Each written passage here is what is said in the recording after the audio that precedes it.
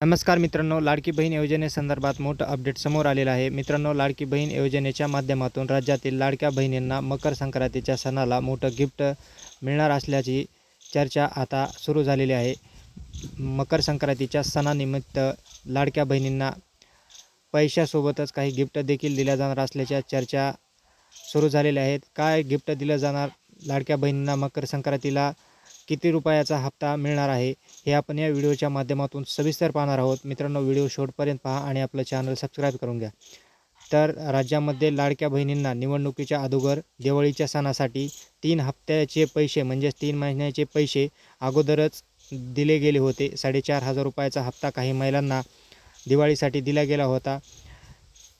काही महिलांना 7,500 रुपये देखील मिळाले होते. परंतु आता जानेवारी महिन्यामध्ये मकर संक्रांतीचा सण आहे आणि हा सण देखील महिलांचाच आहे. त्यामुळे आता राज्यातील लाडक्या बहिणींना राज्य शासनाच्या माध्यमातून मकर संक्रांतीच्या सणाला 3,000 रुपयाचा किंवा 1,500 रुपयाचा हप्ता हा दिला जाऊ शकतो.